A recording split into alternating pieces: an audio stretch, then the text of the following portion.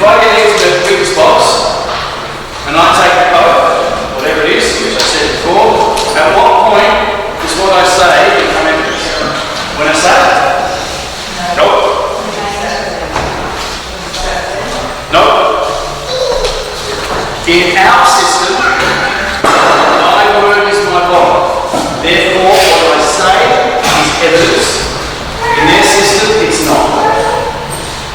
It's not until what I say is typed up that it becomes evidence.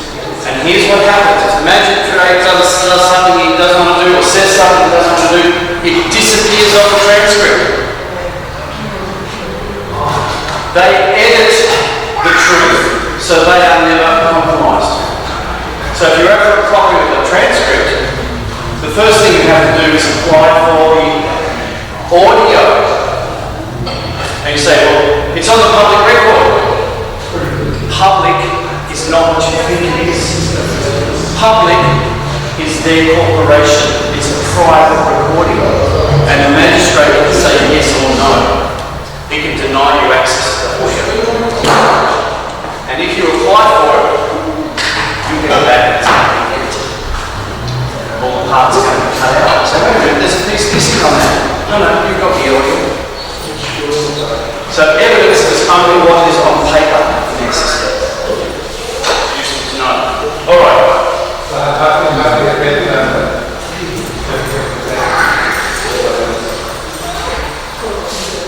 They can do whatever they want. They're a fine. People will think they're against the law. No, they're not. They're under martial law. They can make up the rules as they go along, and they do.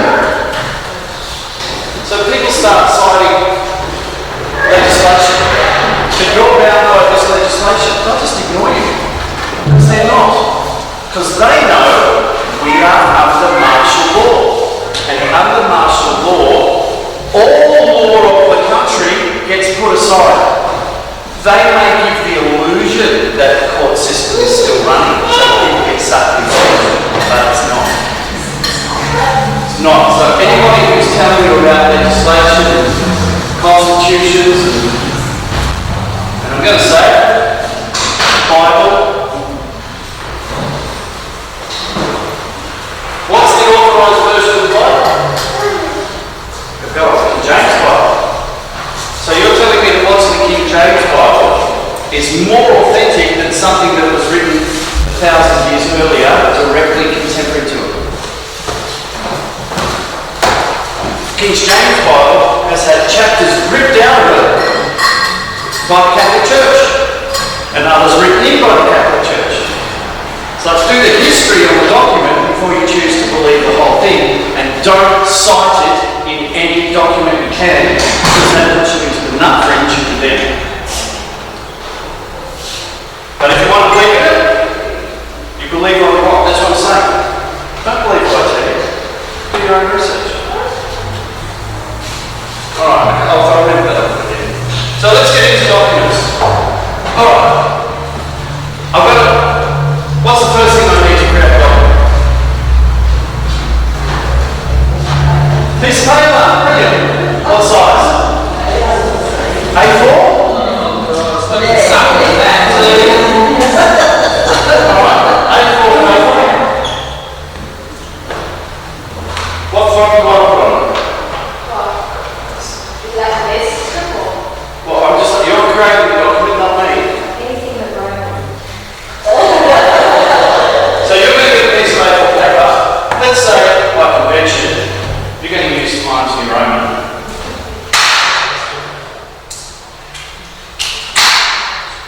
Times New Roman, and what colour are you going to use? Times New Roman. What size font are you going to use? 70 G's of line. Let me make this simple for you. A4 paper is copyrighted by the legal profession, i.e. that. So you do not use A4 size paper. You can use anything that you want, but not A4, because if you do that, you're going straight to the system. I choose foolscap paper. It's about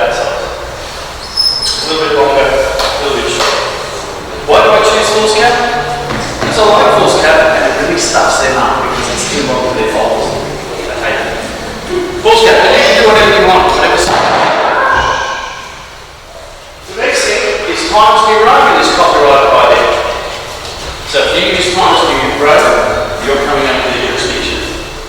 I actually like Baskerville. So all of my documents are moved to Baskerville. What size font? Most documents are in 12 font. The computers are set up to make the default. And Times New Roman is the default. Here's what I do. I make it a little bit it makes it harder to read. Now Latin, everybody asks to fill out a form that says use black or blue pen only, and to use capitals only. You're creating pictures and you're doing all of that.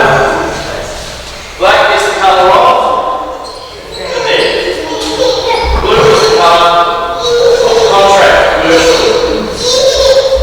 All of my documents are in beautiful purple. I think it's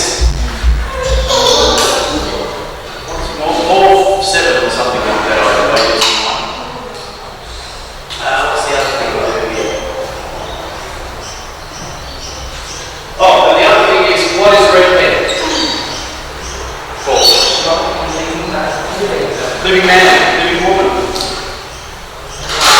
So when you correct a piece of document, you put a circle around it, and it's circled by red pen, it tells you it's been circled by a living man and living woman. It's not a fiction. If you circle it in blue, you're saying that there's a contractual issue. We're not doing it. So let's.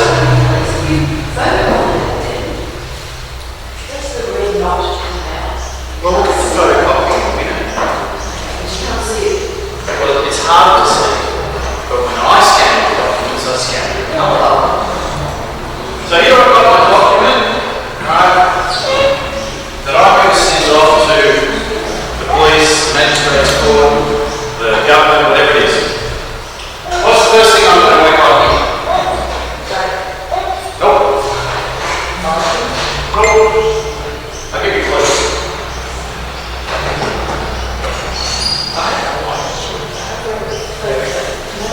My flag. My flag. See, I've got an affidavit. I'm the king of my own kingdom. I'm not answerable to anyone. I've read that you can, when you register, when you do the copyright on your name, you can get a stamp. Could you put a stamp there instead of a flag? Well, when you copyright your name, they give options of stamps to use as your stamp on a letter. I will do it. Okay. Quite simply because I'm telling them where I stand. Yep. I stand under my flag. Now you can create whatever flag you want. Mine happens to be I use the Eureka flag as a basis. Then I put a family crest in the middle. And then across the top of it, in Latin, I have Ruit Chali Fiat Cello. And that's me saying to them in Latin, justice is in heaven, not you guys. That's my little guitar. So that's my flag. Why do I put it in the top left-hand corner? I'm asking really simple questions, and that's why we're all so stunned. No.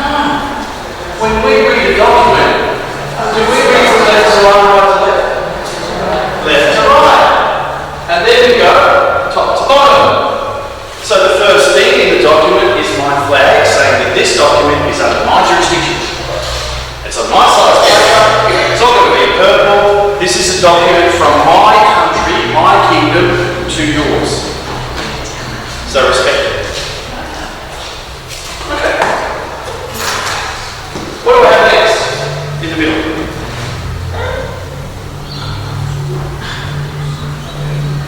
So you're thinking, no. No. How about this? What the document is. This is notice of, let's say, agreement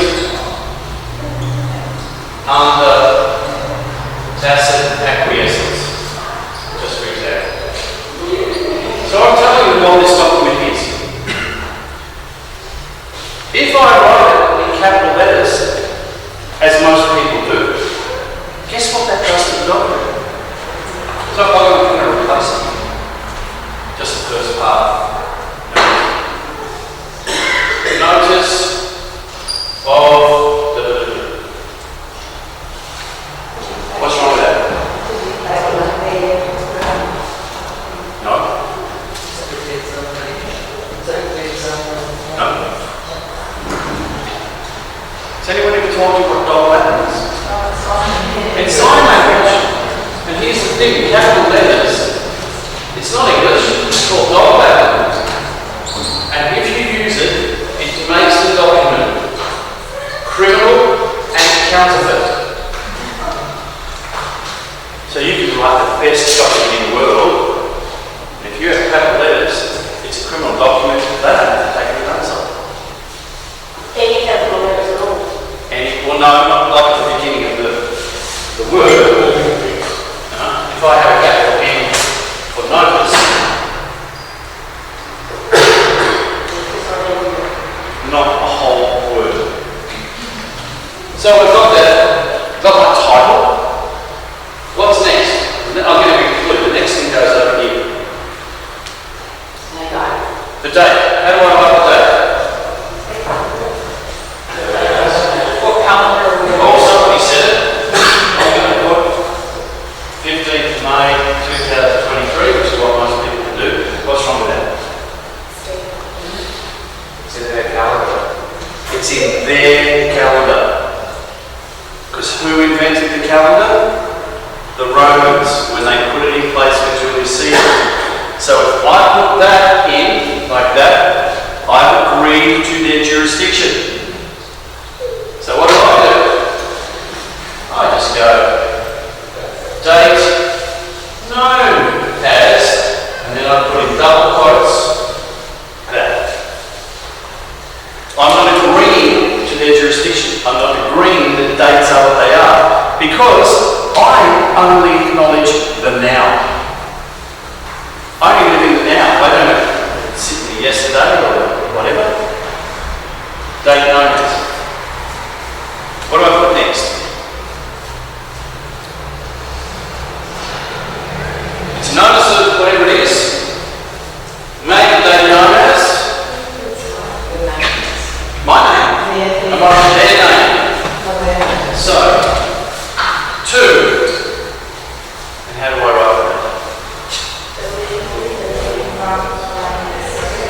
This unchangingly, always. 2. The living man, or if it's a woman, or if you don't know, the living man or woman. If you know it, know as, because you don't know whether Peter Smith is male or female. You've never met him.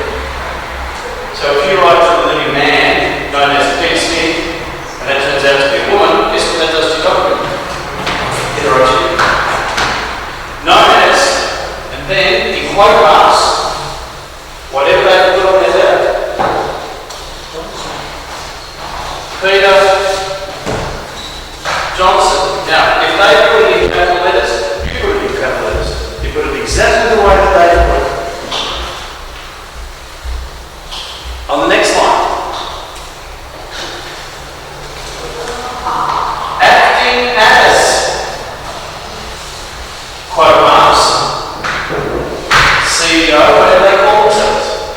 CEO, Sergeant of, whatever they call themselves. Acting as, CEO of, quote marks, exactly as they write it. Queensland Police, close brackets. If they have an ABN number, stick it after that. ABN, da-da-da-da-da-da-da. So do you have to have I'm so glad you asked. Why do I put quote marks in? Because that's a big name. It's close. Because I can't prove it. If I can't prove it, if they said to me, prove Queensland Police, I can't, because I'm quoting them. Whenever you have quote marks, you're quoting them, which means you haven't accepted it. I say, well, that's what you quote yourself. That's not good. It's protection for you, the quote marks. The next thing we might put is the street address to Smith Street. What comes next?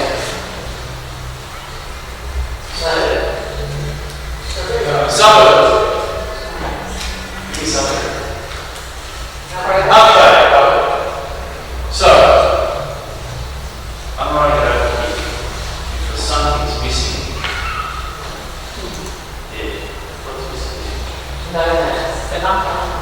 Town known as,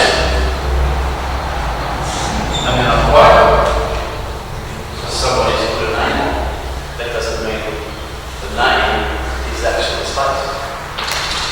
Town known as Hervey Bay. Next. Before that. Before that.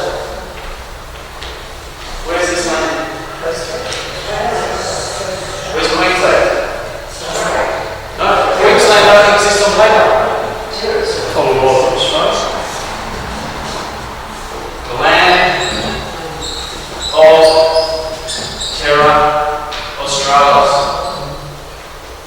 Because everything I do is going to reinforce what's in my affidavit, which they have rebutted. They have rebutted. So an unrebutted affidavit stands true. The land, the town known as Hervey Bay, is in the land of Terra Australis. Because we don't acknowledge Australia. How many of you are not aware of the fact that Australia is North Island? Okay, so you'll know Christmas Island here is the island. Then next, I can put in square brackets and quote marks QLD, close bracket, close quote marks, put a comma, space, quote marks, postcode, 466, what is it, 465? Close the quote marks, close the square brackets. Who does not know what square brackets are? It's a thing called the four corners rule. What that means is anything that is in the four corners does not belong on the document. It's not part of the document. How many of you got infringements notices with all these things in boxes? Anything that's in a box is not part of the instrument. So when you get to marking all of these things up, you put a nice big red square around it and say four corners rule, not part of the instrument.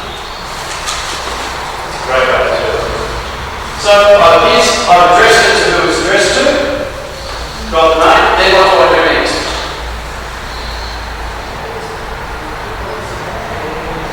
You'll all know this when I say it.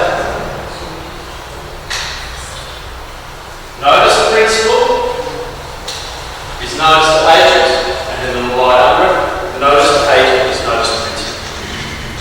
What does that mean? Why do I put it in there? You address the CEO of the company means everyone on the line and vice versa. Absolutely. It means that though I've addressed it to the CEO up here, I could walk in to any one of their offices anywhere in the world and hand it to the cleaning lady, and that means they've got it. Notice the principle is notice the agent, cleaning lady. Notice the agent, cleaning lady, is notice the principle. So I have now, this document has gone to every single living man or woman who's employed by that corporation. So you say notice the principle. Notice the principle is notice the agent, and it's principle spelled with an AL at the end. I've seen documents where people have written it as LE. I was like principle, which is the principle of the matter, not the spelling. And then under it, you reverse it. Notice the agent is notice the principle. So what is that? What does that actually say that you wrote there? Scribble. Okay, that's right. Yeah, because rather than right clothing out. Oh yeah.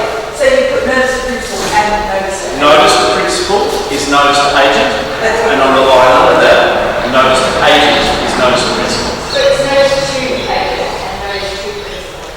Yeah. Notice to agent, notice the principle is notice to agent, and under that, notice to agent is notice to principle. If you want under that, you can write in your private, public, and commercial capacities. So you cover all of their capacities that they can do it. If you don't write in your commercial capacity, they can say, oh, I'm not going to act in my commercial capacity. Cover all three. So in my private, public, and commercial. So in your private, public, and commercial capacity. Now we get down to the nitty-gritty.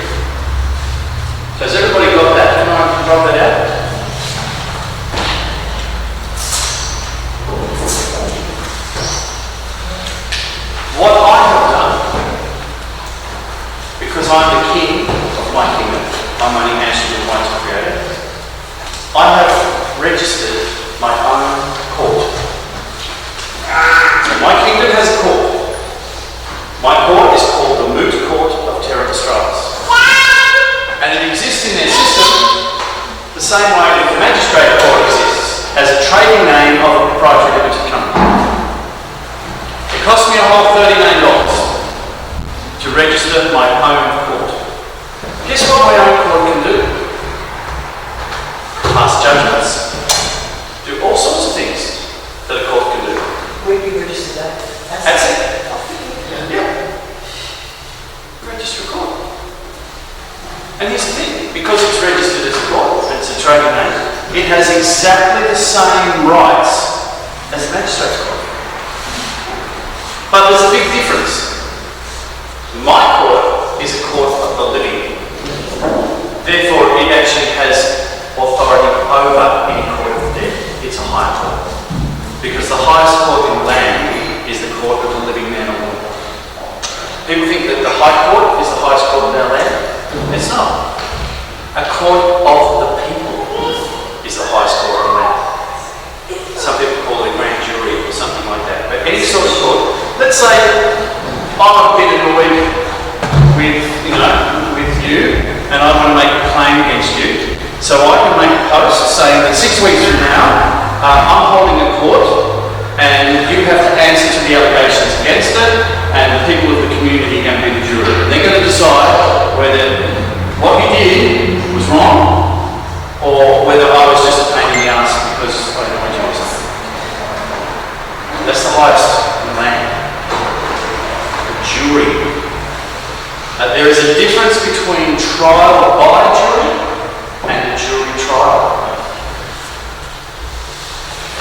Trial by jury means it's all controlled and determined by the people. The adjudicator is simply there to make sure the trial runs well. A jury trial, all the decisions are made by the judge. So they can control what the jury gets to hear and what they don't. Plays on rules that they have. So the next thing I do is I go to the content of what I'm going to put in here. So you've all got that. So what I was going to say is, I can put the stamp of my court here, saying that this is my jurisdiction, and this matter comes through my court, and it's recorded on the date here I'm authorising it. Now there's lots of other things that you can do here. You can use, if you want, an Australian stamp, 5-cent stamp, not a $1, 5 cents is enough. And you can put a cross through it, which negates the military post claim over it. And you just simply write the living man of the day and the day. And that negates any claims that have been under their jurisdiction. You don't have to do that once you've got this in place. You can do it. Are you just using a stamp as an example, or is it something that you can use besides a stamp? This stamp or that stamp? So the stamp that you got made up, is that like to do with the ABD? You can register or not? It's part of the registered name, but that's the stamp of that. It's like a logo. The name is registered. Yeah. Your own court. Yes. So this is the Moot Court of Terra Australis. So this is now a court document because it's recorded in my court. You might decide that you want your document to have the People's Court of Terra Australis there. Ultimately, what we're going towards is that there is a court for every single living man on this land as a court of record, and you can see the documents which we file in that court. So I've done all this. There's other bits and pieces we can do down the track. Next thing is I have to get to the content. So I'm going to do this really challenging stuff.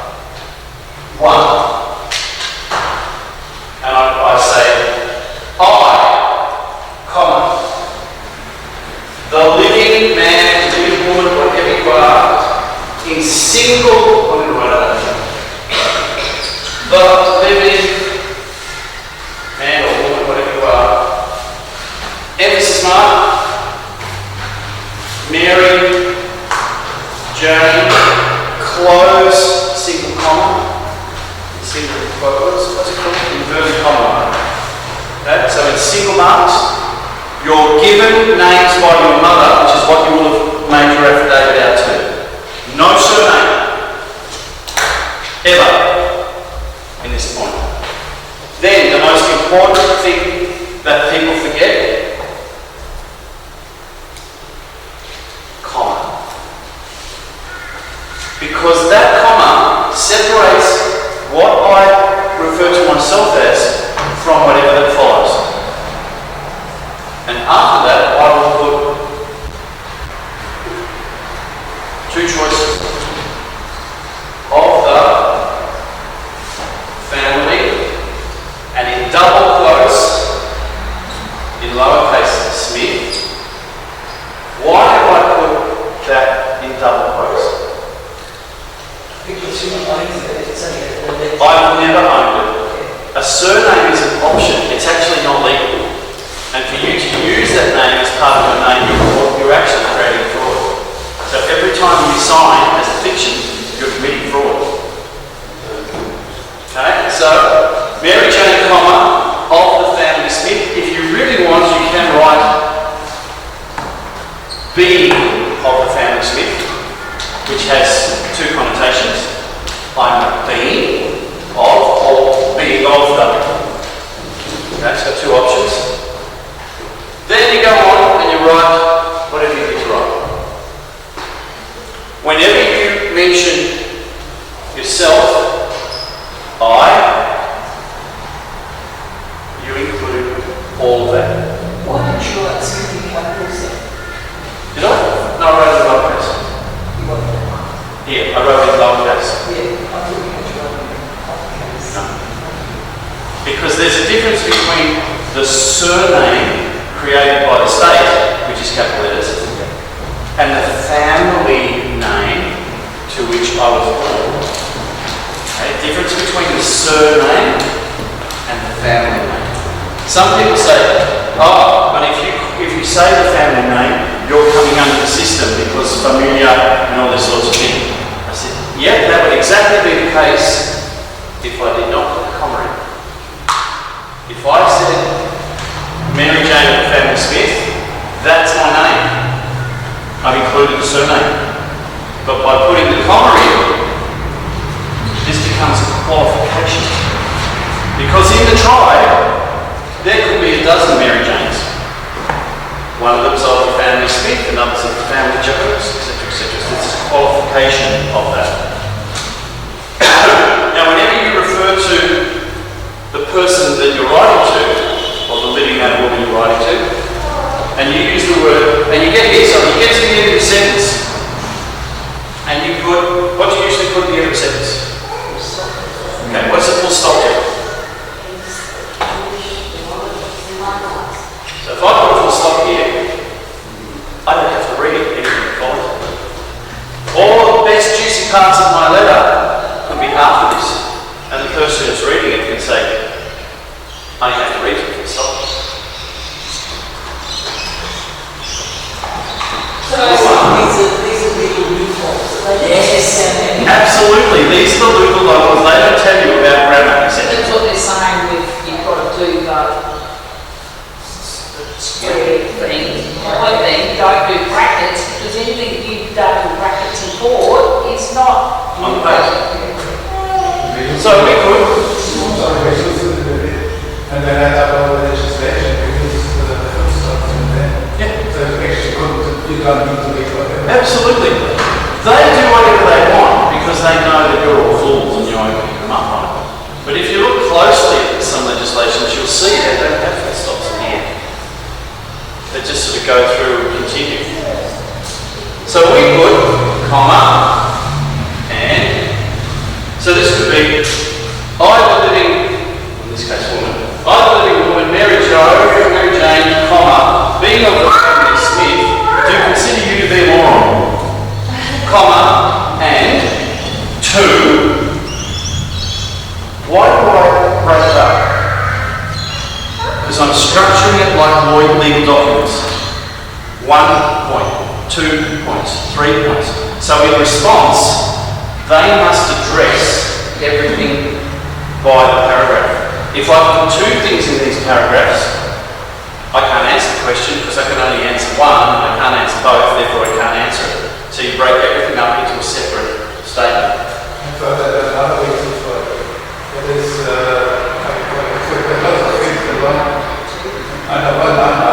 the one thing is love, the other thing is love. Exactly. Exactly. You break it up so it's contestable in little packets. Full stops, one bullet point under the two, or is it all? Or no. Thank you. That's a common, isn't it? Yeah. Or you can put it two like that. But usually you're going to leave a space in there. Two.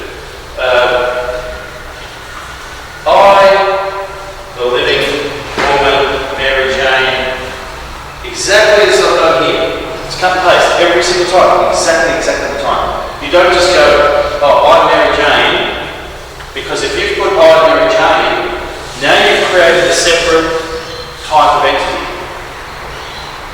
You always do it full and complete every time. It would be a nuisance if you're handwriting it. But now we've got computers, cut, paste, boom, cut, paste, boom, cut, paste, boom. Everywhere through the document, you're going to write I, you put it in after. The same way as I, the living woman Mary Jane being on the family Smith, consider you, comma, the living man or woman known as Peter Johnson, so I'll put that in there. The living man or woman known as Peter Johnson, exactly as I have it up the top. No variation, no shortening, no nothing. Consider you to be a moron, comma, and I go on 3, 4, 5, and I can list every single thing that I consider him to be, or all of my evidence, what I want to do. And in none of those am I using legislation, constitution, anything to support my position. So, the best document that we have is the notice of conditional acceptance. Now we've got templates of all these, and I recommend, even if you don't agree with everything I'm saying, grab hold of the templates, read through them, because you're going to learn how to structure stuff. So it's an example, maybe, just say you've got an arsenal or a magistrate or a judge, and they've got a look at this stuff. And you put the right comment there and the right blah blah there.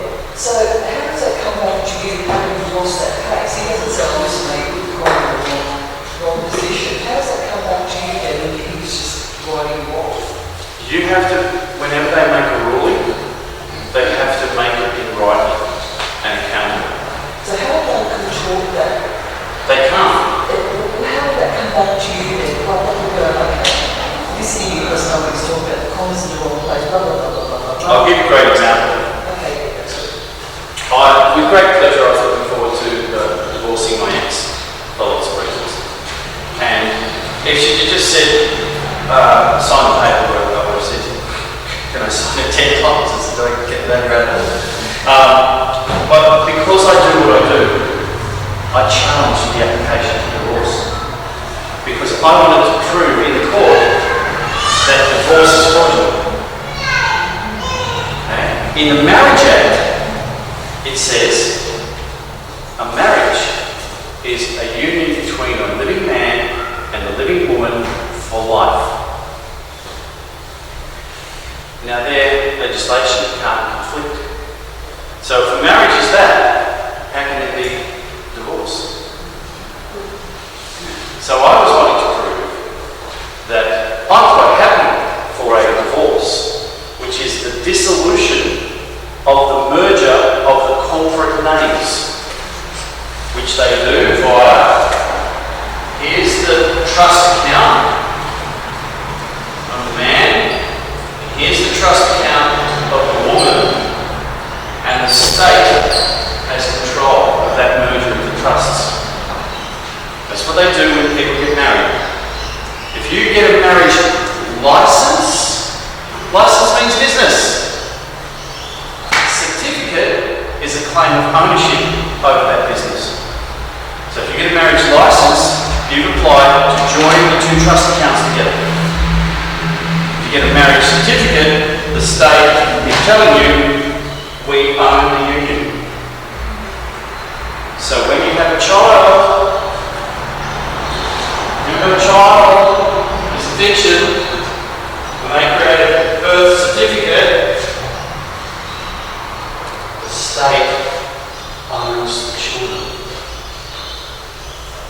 And I was listening to what was being said this morning about the children and the state of all of this. I said, the problem is, you've all surrendered these kids to the control of an overseas fictional corporation. Until such time as you claim back the lawful right as a living woman and over biological creations, the state can do whatever they want to those kids. And they don't want to fix the problem.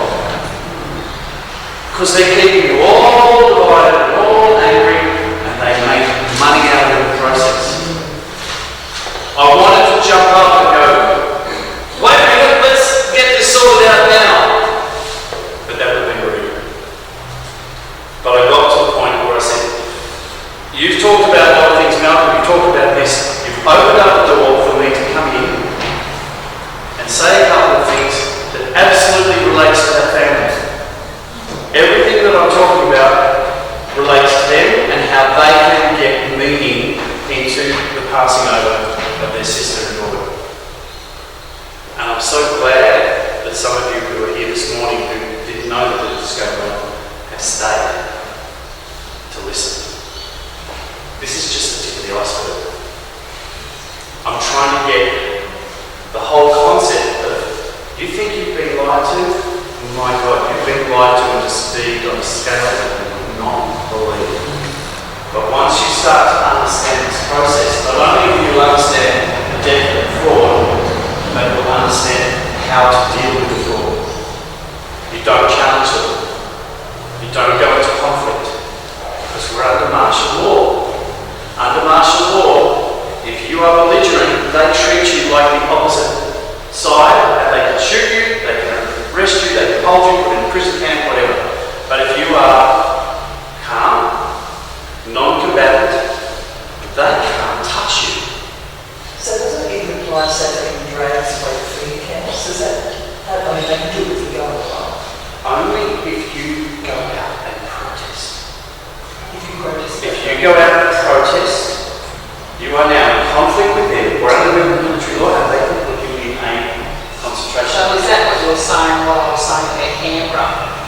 That they use the weapons on us Yes. in Canberra? Because we've gone and protested. Yes, so under martial law, they are totally entitled to do that.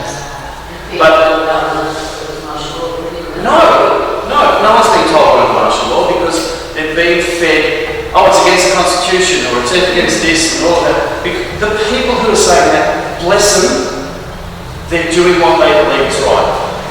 But they have belief structures, and when you have a belief structure, it blocks you from seeing anything outside of that belief structure.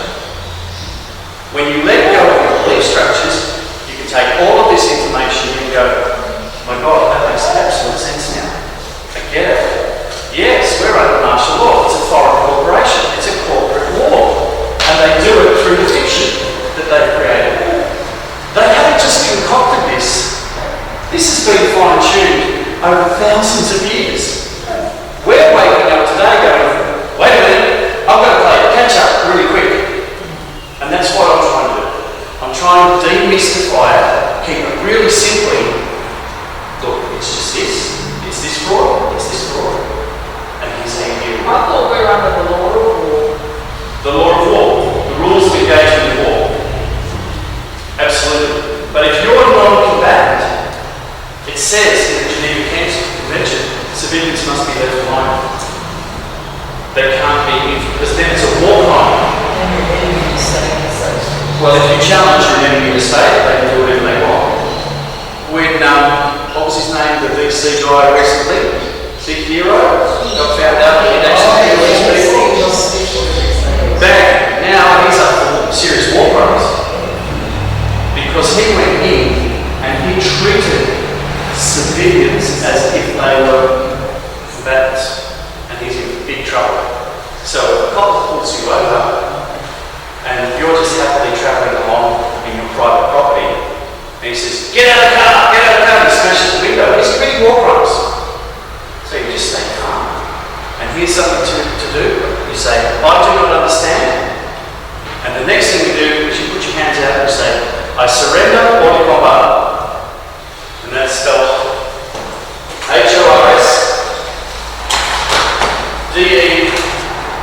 and then the word combat. Or de combat is the proper pronunciation of the French language. I surrender without combat. Do the courts know this? No. They're ignorant, they don't need to all this. And here's the thing. Let me finish this. I want to talk about the cops and Quick question, are we saying that we shouldn't protest? yes, Don't protest. ever. What you go out and you promote. I think it's wonderful that all of these constables have come out to protect and uphold our rights as living men and women. But they took an oath to do that, and I'm so thankful that they're here. Thank you so much for being here to do that. And I'm here to promote what the lawful existence of the living man and woman on the land of Terra Australis is, and I'm happy to share that and do etc. etc. Don't go into challenging their stuff, you do it with paper. Imagine if instead of 100,000 people turning up going, burn down Andrews, burn down Andrews, they all sent a properly structured letter claiming remedy against the actions of Dan Andrews. You look at Dan, that he took the passive authority. He was a wise man. Because he knew what martial law was, and he knew that if he did it the other way, they would have went to jail. So it's martial law all over the world, but only in certain countries. Only in certain countries. Australia being one of them. And here's the difference. People try to use paperwork that works in Canada, or works in the United States, or works in England. They try to use the same paperwork instructed by Anne Van Ryn and all of these people. But it's a different situation here. Because in the US, treaties were done. In New Zealand, treaties were done. In Canada, treaties were done. There's no treaties here. Well, even the Indigenous people treaty doesn't count. There are no treaties here between any First Nations tribes and the living and the foreign invaders. They're trying to put them out. They're trying to do it now. Okay, absolutely. And they also try to kill all the First Nations people through the jail. No. They did not want to have a ruling with Mabo because they knew it would cover everything. So they got a reading, a decision, and that decision is enough for us to be able to do what we do.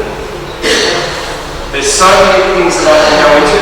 The case of Thompson Love versus Queensland Government, where they tried to deport these two guys who were second generation Indigenous, and the court ruled you can't deport them from their own land. Okay, well done documents giving people refugee status on the land of Terra Australis from the Australian government, who are trying to trade them under the Sex Trade Act as minors. Once you understand how this works, the documents that you can create, so instead of deporting this guy's, his partner's daughter who was here, instead of deporting her, they extended the time here for another 12 months without even asking, because they had to work out how we're going to deal with this, because we've been accused of child trafficking, which is exactly what it is. And they went, The document that I did about the divorce stuff, this is funny, because I produced about an 80-page document full of all their legislation, pointing out the contradictions, pointing out every way possible work, this, that, and the other. The judge looked at it, she said, this document's a load of nonsense. And I said, well, that document is all full of the legislation that you have to follow. So are you saying that all of your legislation is nonsense? Prosecution stands up and says, we want him declared a vexatious litigant. Because the document. And the judge says, well, you know, we have to consider that. I said, Your Honour, how can I be declared a vexatious litigant when all I'm doing is expressing the right that I'm accorded to appeal the decision? Bang. She didn't know what to do. So she did next. I'm going to declare the document vexatious. I just laughed at her. I said, oh, the document's vexatious. So it's got feelings and does all this and that. I said, you're a joke. You're a joke. So she went ahead and she authorised the divorce, which I didn't care about. And the next day I sent an invoice for $3 million. She will pay. Yeah, because she'll get a reminder notice. I'm too busy. People say to me, so have you ever followed up on any of your documents? I said, I'm too busy doing documents for everybody else. I don't do things for money. I'm about getting the evidence of the fraud. Once I've got the evidence of the fraud, and I've got all the templates ready for everybody to go, I'm quietly going to sit back and I'm going to follow up with second notices and third notices. I've got 6 invoices against Cox from 2019 that because of the interest are now worth over $70 billion each. And you put out a debt collector's hands? We've got a debt collector now in Western Australia who says, bring it on, love it, this sounds great. And we've said, look, if you want, you can get 50% of whatever you can get back. So we don't sell it off because we know that you actually can't be enforced in the debt collector because there's no contract. Yeah, that's fine. We have fun with it. We've got the People's Court of Terrible Sales. They can pass a judgment on that. They can authorise it. And then we can hand it to the sheriff. So here's a ruling from a court. Go out and take the house, this, that, the other. Okay, I wanted to talk about cops. Because we're going to try and cover as much stuff and leave some time for you to ask some questions. Just a question for the name. If you have got, for example, 10 people on the list to whom you're sending, how would you do that? It depends on the document. There are times when I will list them all individually. For instance, I listed just recently, I went overseas, I created a travel document that was authorised by the People's Court, and it said, if you challenge me, if you don't accept this travel document from the People's Court of Terrible Sales and you require me to provide a fraudulent government constructed instrument, i.e. a passport, you agree to pay me $1 million. And that was sent to Minister of Transport, head of the Border Force. There was about 5 people at the various airports as well, heads of the airports. So when I got to the airport, the Border Force guy was going, he looked at me and he said, this is bloody brilliant. I said, thank you very much. He said, but I can't let you fly on this because I need an authorised travel document. I said, I know, that's why I've just handed you an authorised travel document. And the People's Court is a registered organisation according to ATSI. So you've just been handed an authorised travel document. He said, I get that, but I can't let you go through unless you give me a passport. So I pulled out the passport and I said, do you mean this fraudulent instrument created by the government? He said, yes. I said, okay, that's all I need to know. Because now I've got my evidence that they require a fraudulent document, now I send the invoice. So all of those people are all on the one document. If I'm talking about police or something like that, I'll give them each their own separate copy of it. But if I've got 5 people on the document, I don't send one copy off. I send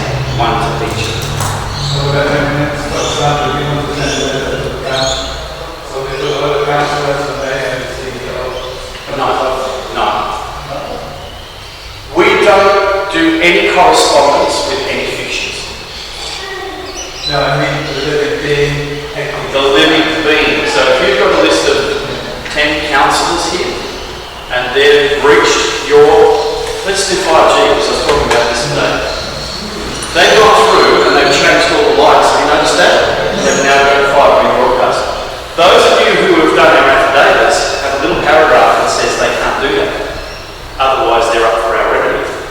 And the council hasn't rebutted the affidavit, so it stands as a contract. So now what you do is you send an invoice off to the CEO, the living man or woman, whoever it is, for $250,000 for the 5G and $250,000 for the camera. They'll ignore it, send a reminder notice, now you're going to court commercial lead process. Imagine if all of you did the same thing and the CEO gets hit with invoices that's going to total $20 million. That's what we're on about here. We're on about you guys taking yourself out of their system. I am a living man, living woman on the land of Terra Australis. I do not recognise this foreign company's offer of administration on this land through a fictitious council that they created. And here's how they did it. Let's talk to somebody earlier. In the 80s, we used to have local councils. Those of us who are old enough to remember will remember that the local council consisted of usually a town clerk who had the keys to all the halls, and then there were elected representatives of the community. That was the council. And it was a body corporate. That was the structure of it. A body corporate, and all of the land and all of the assets were administered by the body corporate. And then something happened. Do you remember there was a referendum to give local council a third layer of government? There was a referendum in 1980, something or other. And unanimously across the country, no. We do not want to give any power to local government. So how do we have local government telling you what we can and can't do? Because this was the people. The people make the decisions here. Who makes the decisions in this council? No, councillors. No. The CEO makes the decisions. Yeah. So every single elected councillor says, we want A, and the CEO says, oh, thanks for your input, we're having a B. Councillors have no recourse because it's a corporation. So how did the corporation take over? What's the name of the shire? Okay. Fraser Coast Regional Council. All in Northwest. And you'll find that that's probably what it was. Go back through the files, you'll find that. So what the government did, let me tell you this, in the middle of the night, they went to ATSIC and they registered Fraser Coast Regional Council. Capital letters. They created a corporation. Do you want their overview? And in the middle of the night, while you're all sleeping, they changed all the paperwork from this to this. And no one noticed the difference. But how do they keep getting away with all this without notifying people? Because you're not challenging it. You're not challenging this. Because I'm busy growing my organic veggies. Here's what I'm suggesting. Here's what I'm suggesting. Get your affidavits done, declare yourself living in a movement thing, and walk into the council buildings that still belong to the body corporate and say, we have a new council, we have an alternate council. Shall we register the name it's called? The People's Council of Terra Australis, Fraser Coast. There you go. People's Council, Terra Australis, Fraser Coast. And you, as the living men and women here, you go in and you say, sorry, you're occupying our space, belongs to people, we're the people, you're a So is this corporation. what my place in Victoria? They're working has towards done? that. Because after if you want to pay rates or fines or whatever, they've even got a trust. Darren came to one of my talks about 2 years ago, and he said, I need you to come and talk to my people. I said, yeah, I'm happy to do that. He never organised for me to go. So they're sort of running on this information how to do it. So they're doing it another way, which is, I'm not going to say it's not the right way, but they might find it doesn't work. So I went down and I saw the building here. It's a nice building. I said, get your newly elected old council that exists, go in there and just say, right, we want to work back in our space again. We're happy for you guys to stay here in this room. But this is the building that belongs to the people of this area. We're coming in here, and that building beside, we're going to make that the consulate of Terra Australis, which is registered. Did you know that? There's a consulate of Terra Australis. So the Australian government has recognised Terra Australis because they've recognised it as a consulate. You don't challenge their system, you do exactly what they did to you back to them. You duplicate everything. So when the capital letter Fraser Coast Regional Council sends you their rates notice, here's what you do. Thank you very much for your kind offer. I do all of my business in this respect with the People's Council of Terra Australis Fraser Coast. Because there's a thing called the Monopolies Act. There cannot be a monopoly in business. They're a business. They're offering you. You could say back to them, oh, that said, if you're prepared to match what the People's Council charges me for rates, which is $50 a year, I might consider staying with you guys. That's how you deal with this guy. Now imagine if everybody in this community suddenly said, we're not paying you guys rent anymore, we're putting the money back into the community. And if there's 100,000 people in this community and they all say, geez, I'd be happy to pay $500 a year, because it's really just about getting control of things back and getting rubbish picked up. $500 a year times 100,000 is $50 million. So instead of that $50 million going into the pockets of a private corporation who doesn't give a shit about any of you, all of that money stays back within the community and you can direct it where it's needed, not building frigging 10-story buildings and putting up spies stuff and all of that. I think we need to know about that. Well, there's people that I know who don't pay their rates and they've done this back and the council leaves them alone. So are there many in this region who do this? That's what I'm here for. I'm saying to you guys, if you want power back, it's that simple. I'll create the paperwork. If we don't have it, I'll create it for you. We've already got it. But if you want something specific, I'll create it for you. So who works through Sean? Yep. That's We've what got a meeting tomorrow she at 3 said. o'clock. If you like to come down there. On there. 3 o'clock down there. See, everyone's going to have differences of opinion. Everyone's going to be scared. Does this really work? Can we do it? You know what? You don't know until you try. But I can guarantee you this. If you do nothing, this is going to be the Gold Coast in 10 years. And you're going to be paying through the teeth to wash your hands. You're not going to have to hear the walk on anymore.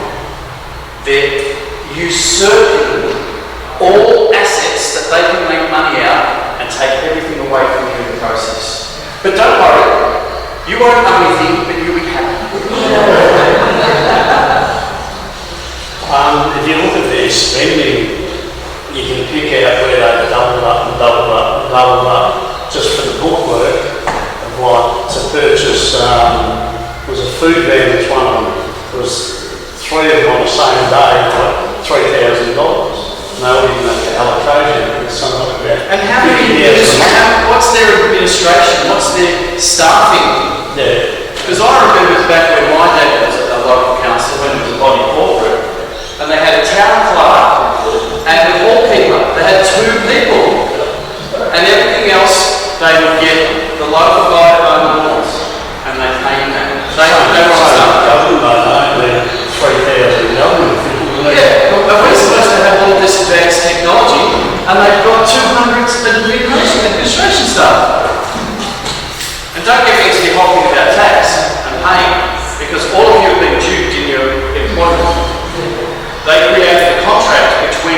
conviction and you, which justified them taking up 30% of it to give it to the tax department, which doesn't even have a lawful standing.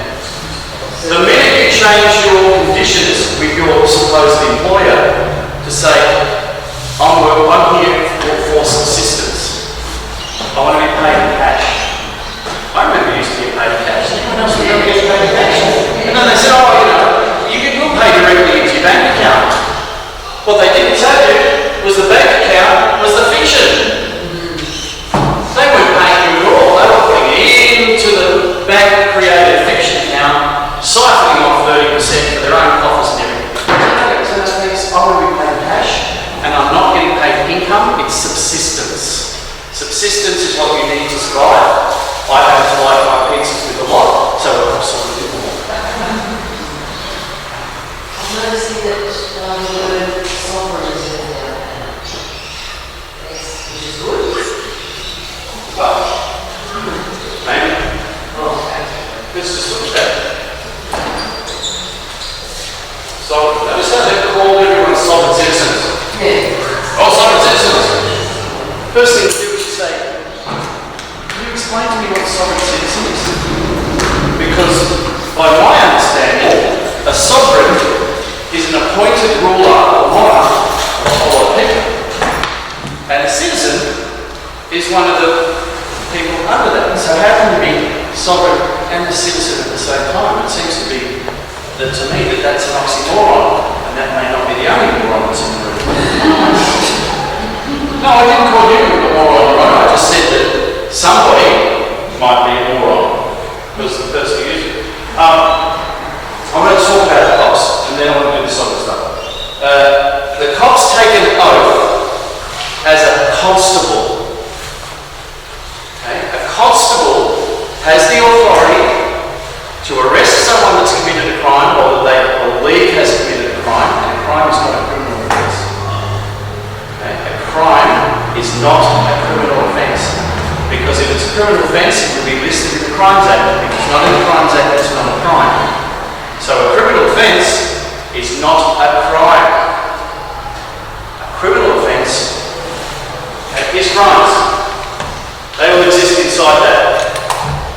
Up here is what's called, in a little circle here, criminal offences. Driving over 20 kilometres an hour over the limit is a criminal offence. It's not a crime. You won't find it anywhere in the Crimes Act because there's no victim. So this is where they start bullshitting you. Oh, it's a criminal offence. Really? Is it in the Crimes Act? No. Well, if it's not in the Crimes Act, then it's not in the jurisdiction of the crime. So therefore it must be a civil matter. Civil matter. Because criminal offences come under statutory offences. This is another one of their deceptions. And unless you challenge on it, they're going to let you do it. So cops can arrest you if you committed a crime, or they think you've committed a crime, or if you're breaching or disturbing the peace. That is the only authority a constable has. But they're stopping me for driver's license.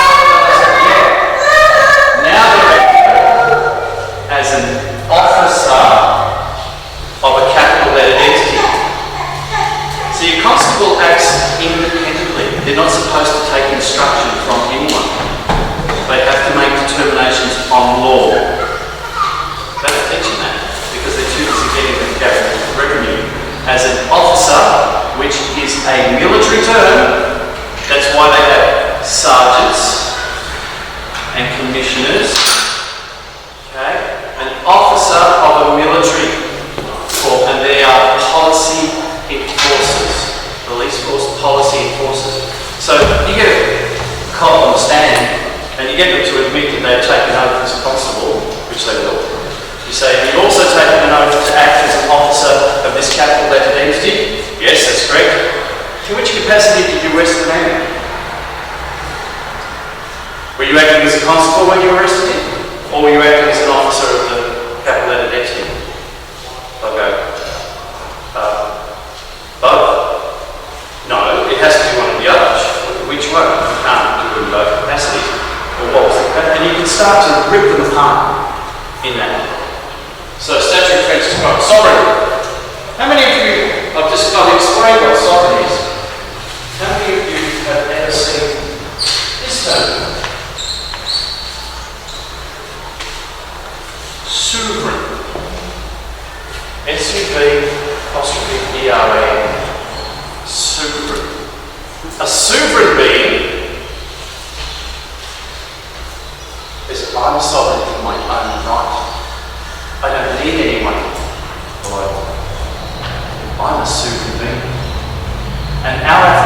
affidavits are made from the perspective of your soul.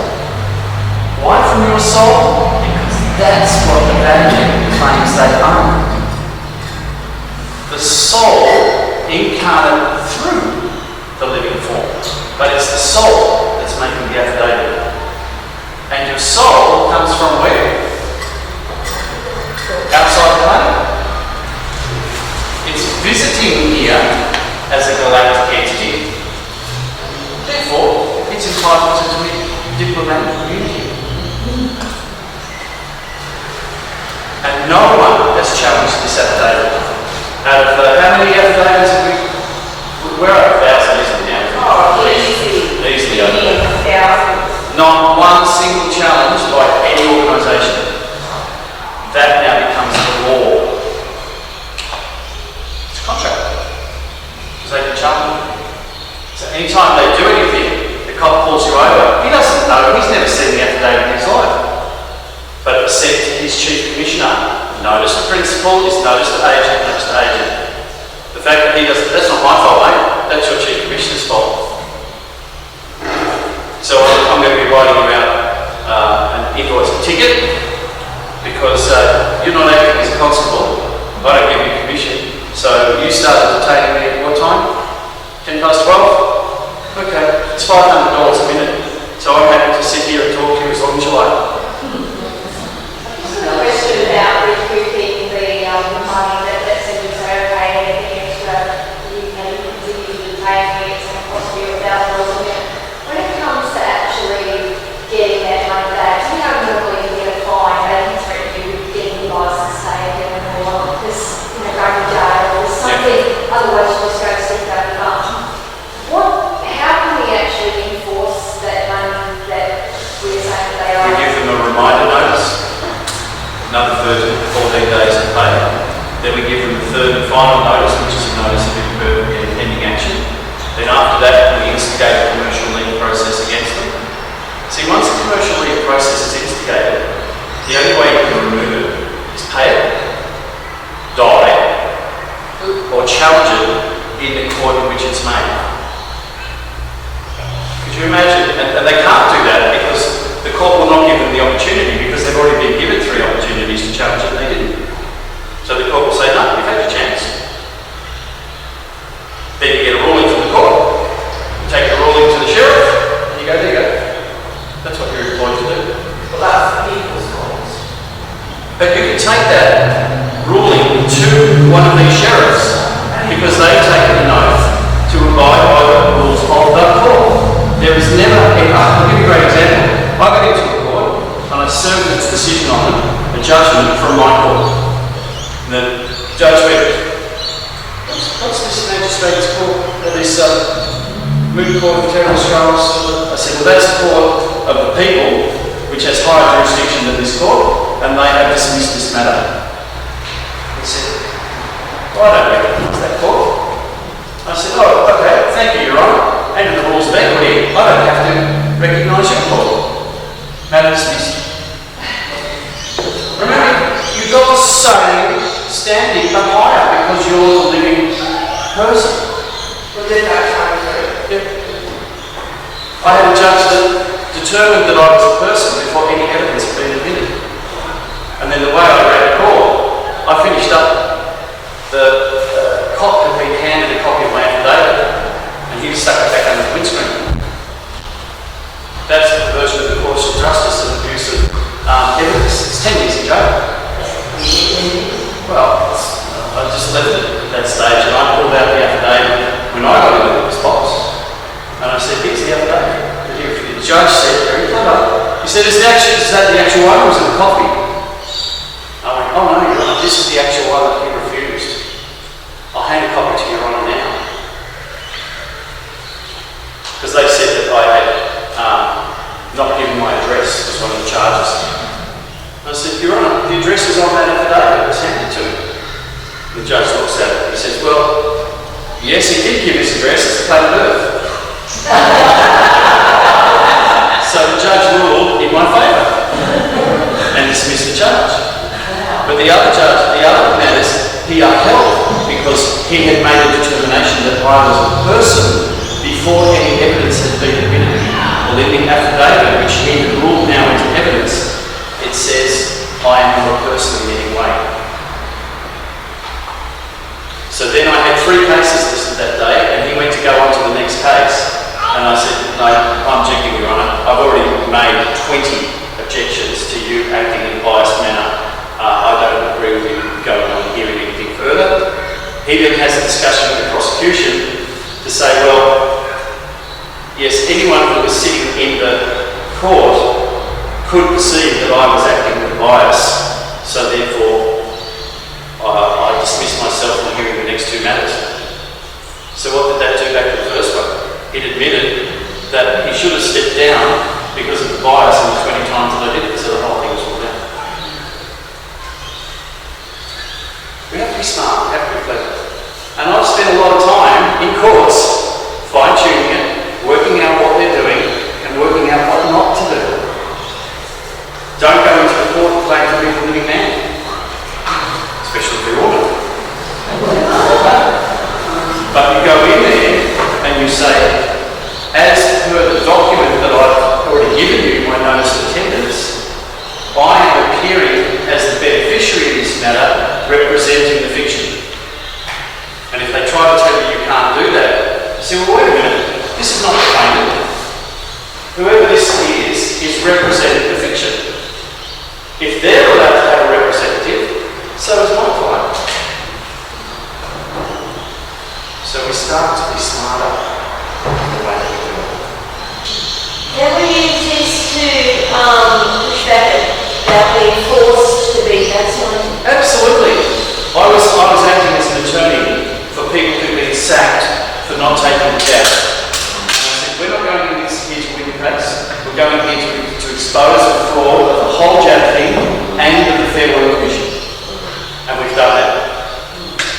I said to the Fair Work Commissioners, because we went up to the appeal stage, the first thing I said to them, can you please indicate your vaccine status? Because that's a potential conflict of interest. They wouldn't answer it. So how could they get that? So we've got a lot of evidence already. We're sitting back waiting for the whole COVID thing to be exposed and blown apart. And we'll be able to advocate because we've already got paperwork in place. And these people that I've represented, they've put claims in for over 70, 600,000, blah, blah, blah, blah. And what was Jules' claim? Shall I remember? Was it 7.25 million? And it's agreed to paperwork and tacit declarations they've agreed to pay that. So yes, the answer is yes. I filled out the affidavit, but my concern was we're not, by filling that out, we're not stepping obviously already completely stepping outside of the system yet. Are we still able to work in the system after having lodged that affidavit? Well, of course you are. The obvious one is you declare that you're a living woman, and that now you're accepting that you have a fraudulent document, which is a driver's license. So if they want to challenge you, they can say your whole affidavit is worth nothing because you're acting fraudulently. So, in other words, I can't, if I'm going to take that step, I really need to step out and not have a driver's license. Imagine if everybody in this community took the plates off their car, sold their car from the fiction to their living self for $1 silver, did a document transfer of title, so you've done all the paperwork, and now you're travelling around in your own private property, and if everybody did that, how's the police going to deal with it? Just get everyone to do it. Of course it is. You're absolutely right, but it starts with one. But, so just to clarify, if I do that affidavit, I can still have a driver's license and work in the system, have NDIS clients, and like, I mean, obviously I'm working to go for it. If you are carrying on the business, yes, because you are using it as the business entity to do it. There's always a way to make the system work for you. I haven't paid tax since 1991. Somebody was talking about HexTex yesterday, and I laughed. I said, oh God, Hextex, I started doing it when it was free, and then introduced it, I laughed, and I found how to get around Hextech straight away. One Hextech must be, I've got no how many years, because I've done so many courses and things over the years. They don't even send me what the Hextech is because I don't pay tax. And is that information on the website that you mentioned? Because I don't get my Hextech. No, understand it's taken a lot of time just to get this information out. And the documents, like creating a document for me is 3 or 4 days accumulating all of the relevant information. Then I have to run it through in my head to get it right, and then it takes 2 days for me to write it out. When you see the number of documents that we have, templates, you think, wow, there's a lot there. I don't stop. I'm one of these people, if you want something done, give it to someone who's busy. I also produce documents of what's really underground in Egypt. And I write all sorts of bits and pieces. There's a whole 2 other sides to me than this side. Do you need 3 bedrooms? I need 3 bedrooms. Yeah.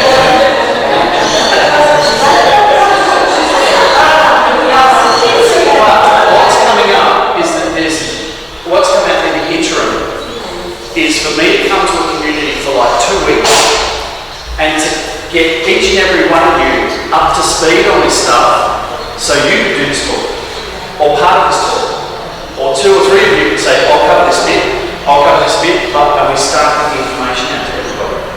Because you know, all of you will know people that you'll think, damn, I wish such and such was here to this. They would have, they would love it. That's what it's all about. Word of mouth and coming together as a community of living men and women of terra, Australis,